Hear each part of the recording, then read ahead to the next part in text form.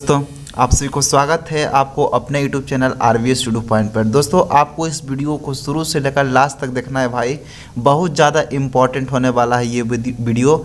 मात्र 5 से 7 मिनट आपको समय देना है भाई, आपको 20 नंबर कंप्लीट हो जाएगा। जो कि आप लोगों को भी पता होगा कि हिंदी में गद्यांश से 20 नंबर का क्वेश्चन पूछा जाता है, ठीक है।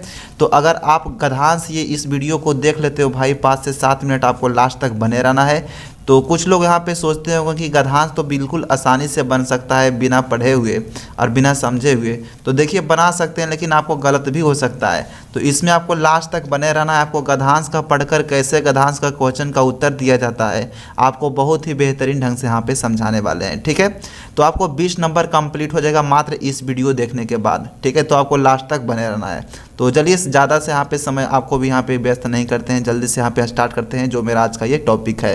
तो केवल आपको लास्ट तक बने रहना है और 20 नंबर आपको यहीं से मिलेगा केवल इस वीडियो से।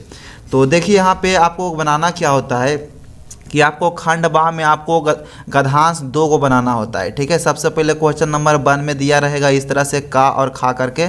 तो आप का बना सकते हैं या तो खा बना सकते हैं, दोनों में से आप कोई भी बना सकते हैं। जैसे कि आपको दिखा भी देते हैं, जैसे खंडवा विषयनिष्ठ प्रश्न निम्नलिखित गद्यांशों में से किसी एक गद्यांश को पढ़कर नीचे दिए गए प्रश्नों का उत्तर दें।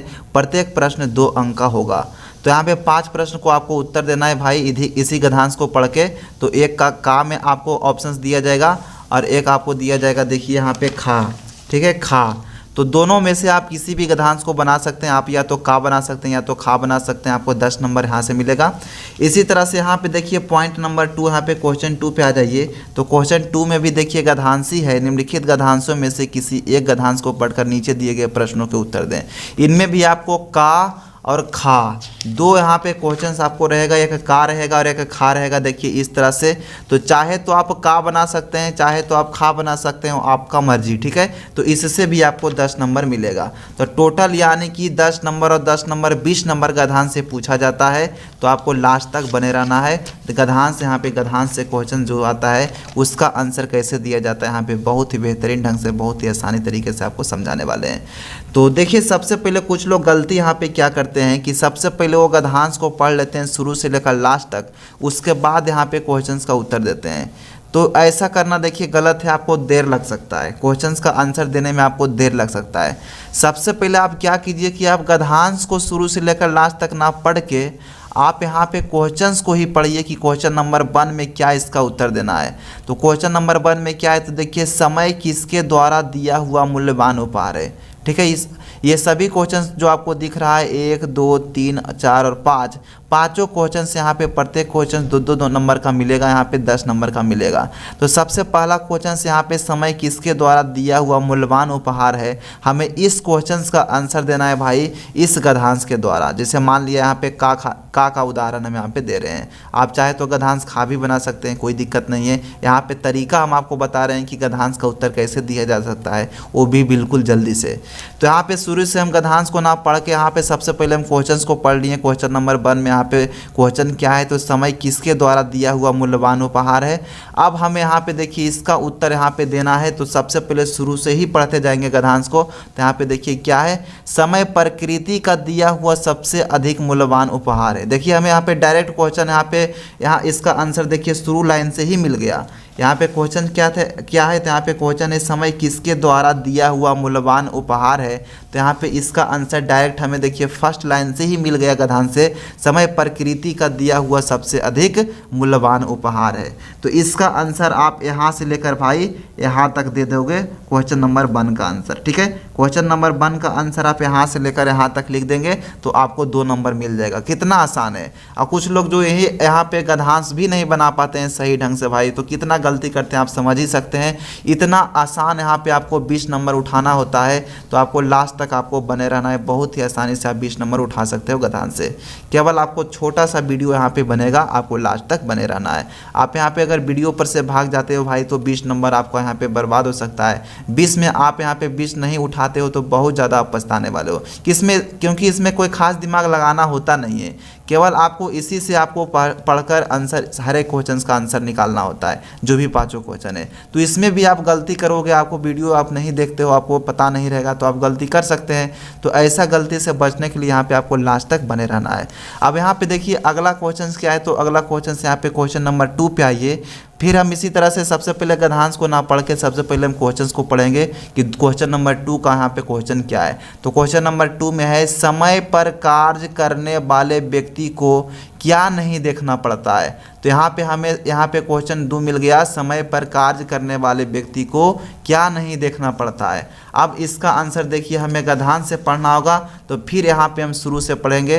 तो क्वेश्चन नंबर 1 का आंसर तो देखिए यहाँ से यहाँ तक ये निकल गया। अब यहाँ से पढ़ेंगे भाई, उससे उत्तम कोई धन नहीं है, समय का सदा सदुपयोग करना चाहिए, बीता हुआ समय कभी लौटाया नहीं जा सकता।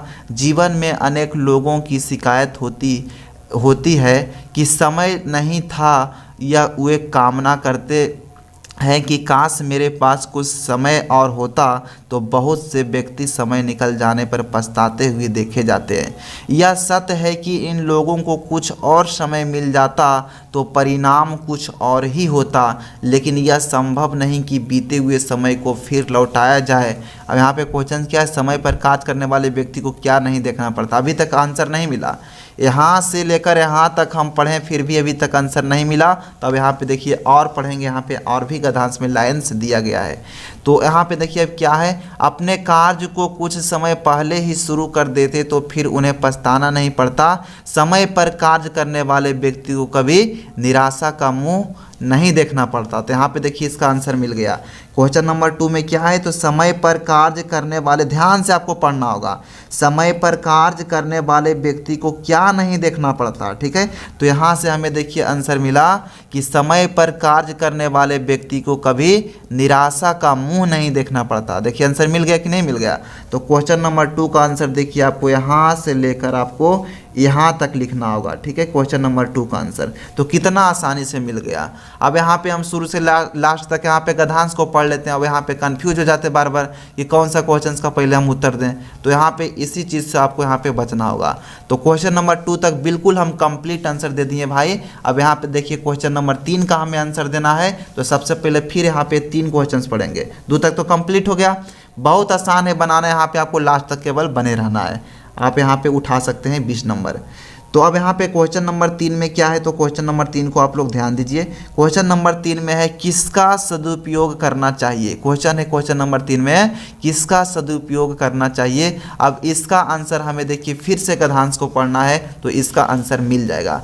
तो समय प्रकृति का दिया हुआ सबसे अधिक मूल्यवान उपहार, यही तो क्वेश्चन नंबर 1 का आंसर है। उससे उत्तम कोई धन नहीं है, समय का सदा सदुपयोग करना चाहिए। देखिए मिल गया आंसर, क्वेश्चन नंबर 3 का आंसर मिल गया। किसका सदुपयोग करना चाहिए, यहाँ पे दिया गया है किसका सदुपयोग करना चाहिए, तो यहाँ पे दिया गया है देखिए समय का सदा सदुपयोग करना चाहिए। आंसर मिल गया बिल्कुल आसानी से। आपको क्वेश्चन के रिलेटेड ही आंसर यहाँ पे आपको गद्यांश में मिल जाएगा, केवल आपको ध्यान से पढ़ना होगा। किसका सदुपयोग करना चाहिए, तो समय का सदुपयोग करना चाहिए। क्वेश्चन नंबर यहाँ से यहाँ तक का आंसर यहाँ पे देखिए मिल गया 3 का। तो यहाँ से लेकर यहाँ तक हम क्वेश्चन नंबर 3 का आंसर देंगे भाई, तो यहाँ पे 3 लिख देंगे। ठीक है, हम यहाँ पे अलग से नहीं लिख रहे हैं क्योंकि वीडियो आपको लंबा बन जाएगा भाई।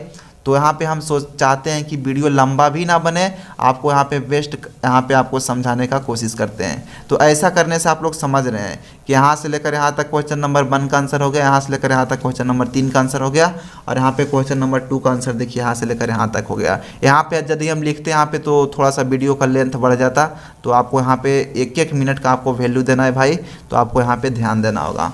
अब यहाँ पे देखिए अगला क्वेश्चन पे आइए। क्वेश्चन नंबर 4 में क्या है, तो 4 में यहाँ पे समझिए। क्वेश्चन नंबर 4 में है, क्या संभव नहीं होता। क्या संभव नहीं होता, इसका आंसर भी देखिए गद्यांश में ही छुपा हुआ है। तो इसका आंसर हम फिर से यहाँ पे पढ़ेंगे गद्यांश को, तो इसका आंसर मिल जाएगा।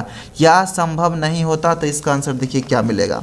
तो यहाँ से लेकर यहाँ तक क्वेश्चन नंबर 1 का आंसर रहते हैं। अब यहाँ पे तो हमें पढ़ना ही नहीं है। अब यहाँ पे उससे उत्तम कोई धन नहीं है। आपको वहाँ पे परीक्षा में यहाँ पे ही आंसर इस तरह से लिख के नहीं छोड़ देना है, आपको कॉपी में लिखना होगा। यहाँ पे हम समझाने के लिए उदाहरण दे रहे हैं। अब यहाँ पे क्या क्वेश्चन है 4 में, तो यहाँ पे क्या संभव नहीं होता, तो यहाँ पे इसका आंसर देखिए मिलेगा। उससे उत्तम कोई धन नहीं है। इसका आंसर यहाँ से यहाँ तक हो गया 3 का। बीता हुआ समय कभी लौटाया नहीं जा सकता। जीवन में अनेक लोगों की शिकायत होती है। उसके बाद यहाँ पे इस तरह से आपको शुरू से लेकर लास्ट तक आपको पढ़ते रहना है। क्या संभव नहीं होता, अभी तक आंसर नहीं मिला भाई।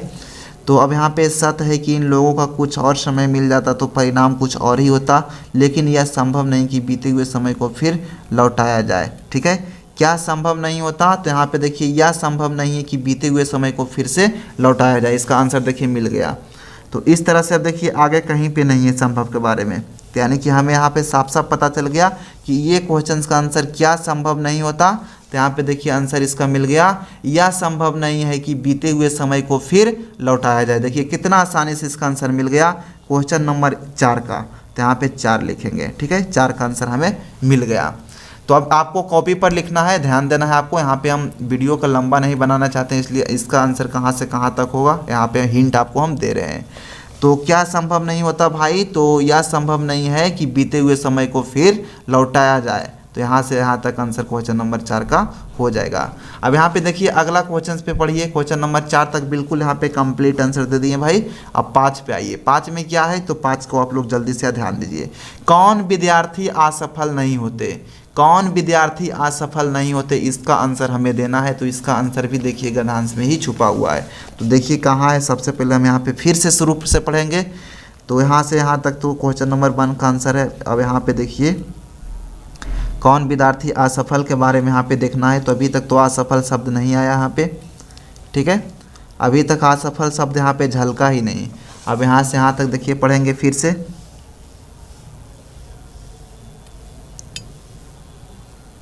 हाँ, तो आंसर यहाँ पे देखिए इसका मिल गया। क्वेश्चन नंबर 5 में देखिए कौन विद्यार्थी असफल नहीं होते। तो यहाँ पे इसका आंसर देखिए ऊपर मिल गया कि समय पर पढ़ने वाला विद्यार्थी असफल नहीं होता। मिल गया आंसर कितना आसानी से। तो यहाँ से लेकर यहाँ तक इसका आंसर हमें लिखना होगा क्वेश्चन नंबर 5 का। ठीक है, कौन विद्यार्थी असफल नहीं होते, तो समय पर कार्य करने वाले व्यक्ति को, सॉरी यहाँ पे समय पर पढ़ने वाला विद्यार्थी असफल नहीं होता। तो आंसर मिल गया क्वेश्चन नंबर 5 का। तो क्वेश्चन नंबर 5 तक बिल्कुल कंप्लीट हो गया। यहाँ से यहाँ तक आंसर हमें दे देना है। तो मेरा उम्मीद है आपको पांचों क्वेश्चंस का आंसर किस तरह से हमें देना होता है तो आपको समझ में आ गया भाई। गद्यांश को आपको पढ़ना होगा। सबसे पहले हम क्वेश्चंस को पढ़ लेंगे, उसके बाद उस क्वेश्चन का आंसर निकालेंगे शुरू से लेकर लास्ट तक गद्यांश को पढ़ के। उसी तरह से 2 का आंसर निकालना है तो फिर से शुरू से लेकर लास्ट तक गद्यांश को पढ़ेंगे। तो इस तरह से आसानी से आंसर निकल जाता है। तो इसी तरह से आप दोनों गद्यांश को बना लीजिएगा भाई, तो आपको 20 नंबर मिल जाएगा। ठीक है, 20 नंबर आपको कंप्लीट हो जाएगा। सोचिए कितना आसान है। आपको कुछ भी ना तो याद करना है ना तो और कुछ करना है, केवल आपको ध्यान से पढ़ना है हर एक लाइन को।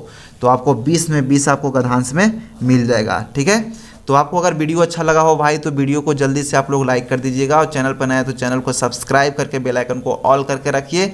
आपको हम नेक्स्ट वीडियो में बताएंगे भाई। आपको निबंध 10 नंबर का देखिए मिलेगा। आपको दिखा देते हैं थोड़ा सा। निबंध आपको 10 नंबर का मिलेगा भाई। एक निबंध आपको लिखना होता है। ठीक है, तो आपको 10 नंबर निबंध से मिल जाएगा। देखिए निबंध से आपको 10 नंबर मिल जाएगा भाई। उसके बाद 5 नंबर का लेख मिलता है। ठीक है, तो 10 5 15 इधर हो गया। 20 नंबर गद्यांश मिलता है तो 35 नंबर हो गया, और 5 नंबर यहाँ पे मिल जाएगा आपको क्या, तो लेख। 40 नंबर 10 नंबर क्वेश्चन आंसर होता है, तो आपको 50 में 50 होगा, और 50 नंबर ऑब्जेक्टिव पूछा जाता है, जो कि आपको सिलेबस पता है। तो नेक्स्ट वीडियो यहाँ पे निबंध लिखकर सिखाएंगे भाई, और लेख कैसे लिखा जाता है वो भी सिखाएंगे। उसके बाद क्वेश्चन का आंसर भी आपको मिल जाएगा। इस चैनल को आपसे यहाँ पे जुड़ के रहना है शुरू से लेकर लास्ट तक। तो आपको ऑब्जेक्टिव भी कराया जाएगा। तो इसी कारण हम बता रहे हैं भाई, आपको लास्ट तक, आपको जब तक आपका एग्ज़ाम कंप्लीट नहीं हो जाता है, आप इस चैनल को आपको सब्सक्राइब करके रखना है भाई, और बेल आइकन को ऑल करके रखिए। बहुत ज़्यादा आपको फ़ायदा होने वाला है। तो चलिए आज के लिए इतना ही। आपको बहुत अच्छा वीडियो लगा होगा किस तरह से आंसर दिया जाता है गद्यांश का। तो चलिए धन्यवाद।